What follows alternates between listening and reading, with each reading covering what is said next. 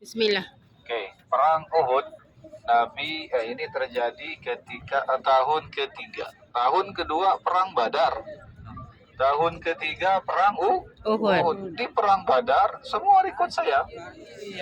Ya, famous Ustaz. Badar, Masuk YouTube nih. orang Mekah, penguasa Mekah banyak mati. Abu Jahal yang tadi kita sudah kisah.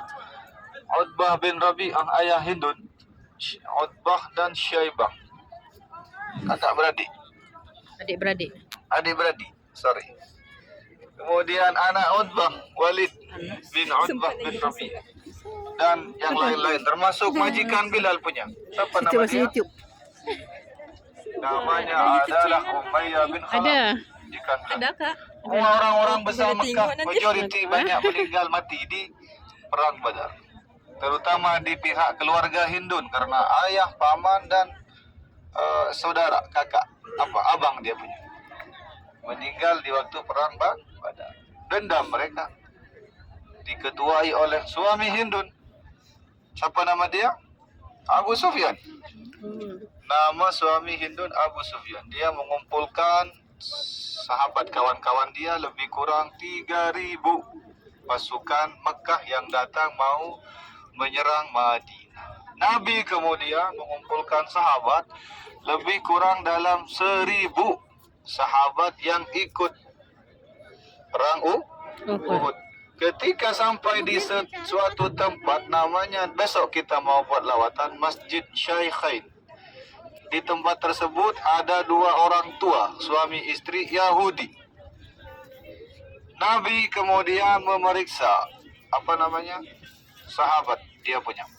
Sejumlah 1.000, kemudian 300 memundurkan diri, tak mau ikut.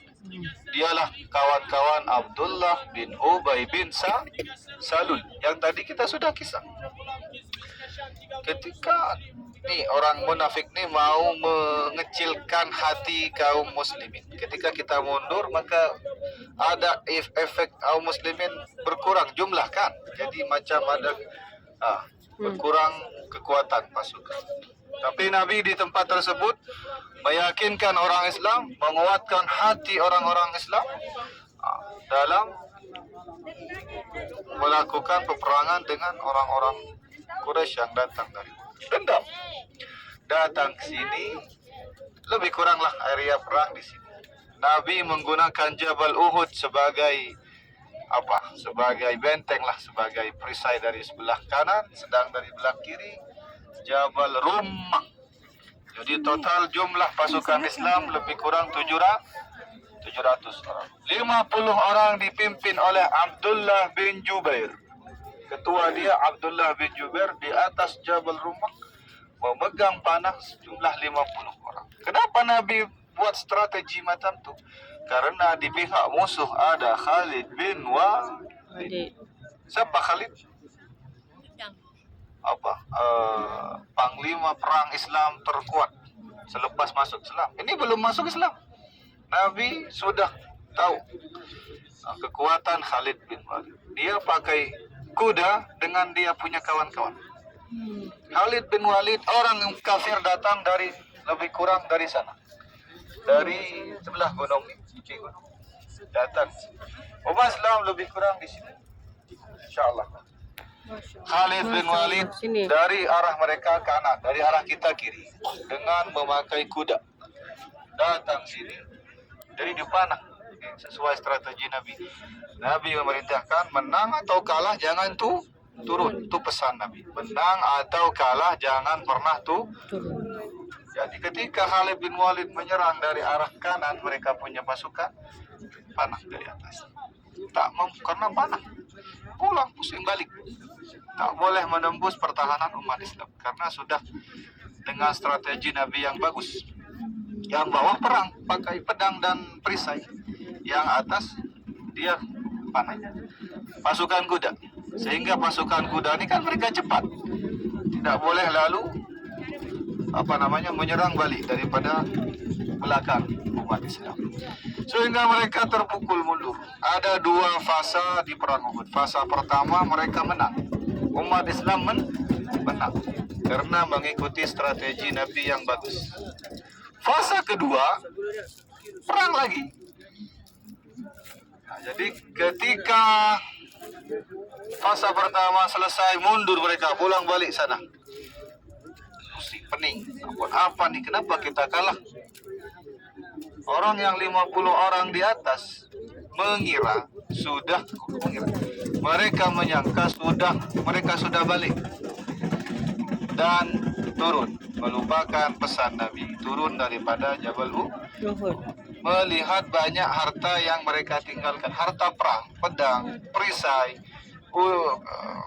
kuda dan lain-lain, harta perang. Turunlah dari Gunung Jabal Rumah sejumlah 40 orang, lebih kurang sisa 10 orang di atas, termasuk ketua pasukan. Siapa namanya? Abdullah bin Jubair. Dia patuh turun, ambil, karena mereka menyangka pasukan musuh sudah pergi. Padahal kalau dalam perang harus meyakinkan dulu, harus kita yakinkan dulu mereka sudah pergi atau belum. Melihat keadaan dari jauh, Khalid bin Walid macam ada perubahan, datang pepusing daripada Gunung Jabal Rumah, naik dari belakang, sehingga yang 10 semua syahid, termasuk ketua dia namanya Abdullah bin Jubair. Datang lagi pasukan Abu Sufyan yang tadi terpukul mundur, menyerang lagi sini, perang lagi. Ini fase kedua. Kemudian Nabi SAW waktu itu terlupa, orang-orang muslimin kalang kabut, ada yang sana, ada yang sini.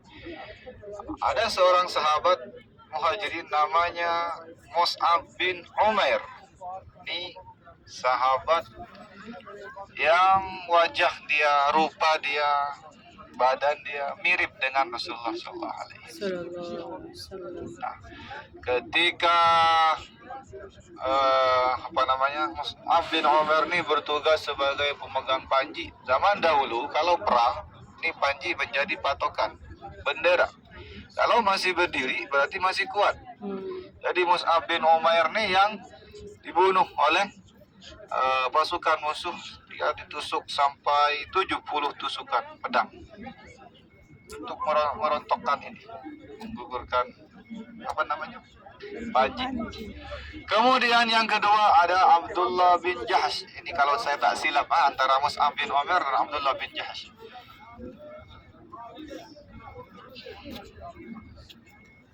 Kalau saya tak silap, ini Abdullah bin Jahsh yang menjadi berkorban untuk Nabi.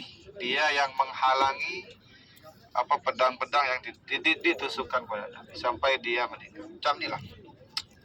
Kemudian Nabi mundur ke belakang.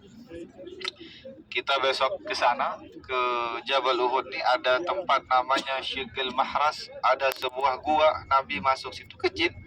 Di situ menetes darah Nabi, tercium bau wangi di tempat menetesnya darah Nabi. Kemudian ada tempat Nabi dirawat di Jabal Uhud di atas. Pernah Nabi bersandar kepada gunung dan tempat sandaran kepala Nabi lunak, tercetak.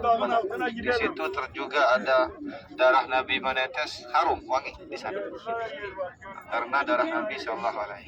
Sampai Nabi diuruskan tulang geraham Nabi pecah meneteskan darah. Kemudian Sayyidina Ali mengambil air, dan air itu tidak layak konsumsi, tidak layak minum. Bagi pada Nabi dibuat basuh darah yang menetes daripada tubuh Nabi. Jadi ketika itu ada salah seorang kafir Quraisy sebelum sebelum Nabi ke atas, dia melihat wajah Mus'ab bin Umair yang mirip dengan Nabi, dan dia berteriak, "Laqad mata Muhammad." Dia sangka Nabi, karena wajah Mus'ab bin Umair mirip dengan Nabi. "Laqad mata Muhammad." Dia teriak, Muhammad sudah mati. Akhirnya mereka mundur, pulang balik. Itu fase pertama. Fase kedua, setelah Nabi mundur, bukan berarti Nabi kalah. Nabi mengatur strategi lagi. Pandu atas, obati luka-luka. Kemudian Nabi mengutus lagi sahabat yang ada untuk serang Karena mereka sudah mundur ke arah harrah yang kita sebut tadi ketika Nabi datang. Dia Nabi utus sahabat ke sana. 2 fasa. Fasa pertama sampai Nabi terluka. Fasa kedua Nabi atur strategi baru, serang balik. Tapi mereka sudah kembali pulang kepada Mekah. Ala kulli hal, kisah menyedihkan yang terjadi ketika paman Nabi syahid, meninggal dunia. Jadi Hindun yang dendam nih karena keluarga dia 3 orang mati di perang Badar, menyewa suami dia penguasa Mekah, Abu Sufyan, menyewa orang hitam. Dia asal dia adalah Habasyah, namanya Wahsy.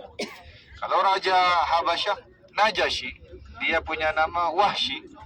Dia seorang budak. Kalaulah boleh membunuh Hamzah, maka dia dijanjikan merdeka.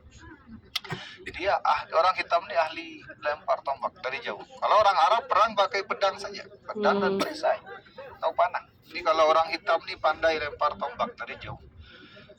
Dia nampak Hamzah, dia lempar dari jauh, tembus ke dada sampai ke belakang. Meninggallah Hamzah, syahidlah Hamzah di tempat ini.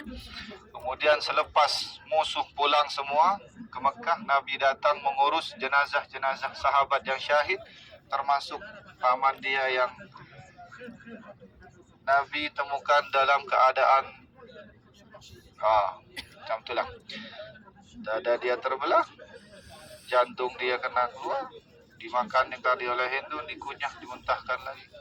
Buat hati Nabi tersayat, menangis waktu itu karena Hamzah yang menjaga Nabi dari awal-awal Islam disebarkan di Mekah. Nabi menangis waktu itu dan menyolatkan sahabat yang meninggal syahid di perang Uhud satu-satu. Bukan yang secara berkumpulan, banyak, sholat 1 kali tak. Itu sebagai penghargaan daripada Nabi untuk sahabat. Kalau bukan karena darah mereka, belum tentu kita masuk Islam. Kalau bukan karena keringat panas mereka yang di bawah sini, belum tentu masuk Islam. Maka panas, panas, dingin, sejuk. Ya betul. Sejuk. Malu sama mereka. Ya, sejuk nih, sejuk. Betul tidak? Berarti sekarang sejuk. Alhamdulillah. Sejuk. Mari kita ucapkan salam kepada. Kita boleh nampak yang kanan ada batu. Bukan batu. Yang kotak nampak yang banyak huruf kanan. Di situ dimakamkan 3 orang. Paman Nabi. Kemudian Abdullah bin Jahash, dan yang terakhir Mus'ab bin Umair yang tadi ditusuk 70 tusukan. Kemudian yang belah kiri, ini yang kotak lagi belah kiri. Itu sisa. Semua total jumlah 70 orang. Jadi sini dengan itu semua. Semua yang dimakamkan di sini sejumlah 70 orang. Dahulu mereka bukan dimakamkan di sini. Dimakamkan di tepi Jabal Rumah. Ketika 46 tahun lebih kurang terjadi banjir besar, hujan besar, banjir. Jasad mereka terangkat dan nampak utuh, segar, bahkan ada yang mengatakan macam keluar darah segar. Kemudian oleh kalau orang syahid tidak hancur badan dia, utuh. Karena Allah dalam Al-Quran, jangan mengira yang mati syahid itu mati. Tapi mereka hidup di alam lain lah. Mendapatkan rezeki, itu kata Allah. Jadi oleh Khalifah masa itu dia pindahkan ke tempat ini sekarang. Mari kita ucapkan salam kita sama-sama. Bismillahirrahmanirrahim. Bismillahirrahmanirrahim. Assalamualaikum. Assalamualaikum. Ya ahlan diyar. Ya ahlal. Assalamualaikum. Assalamualaikum. Ya ahlan diyar. Ya ahlal. Minal muslimin. Minal muslimin. Wal mu'minin. Wal mu'minin. Antum salafuna.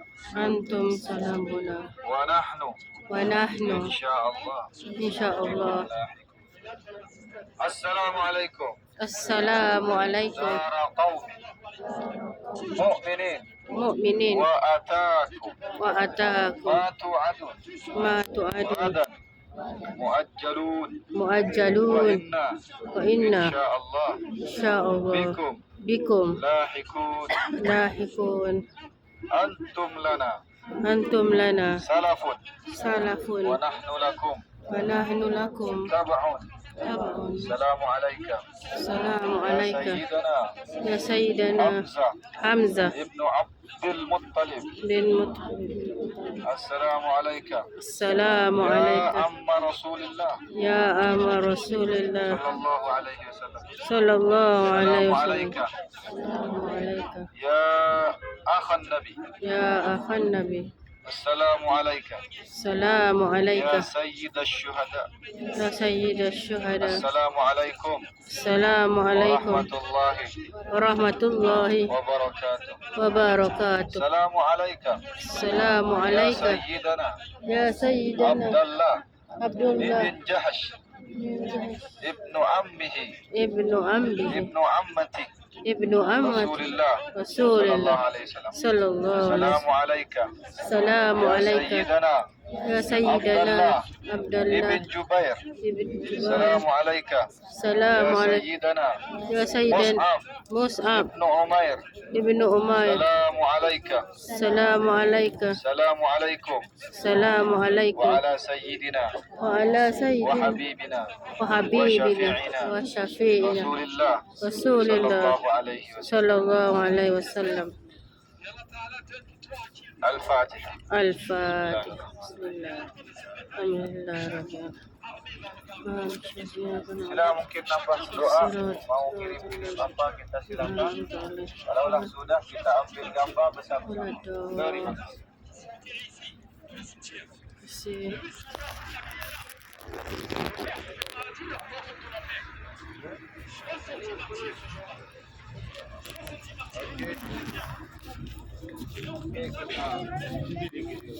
Boleh tolong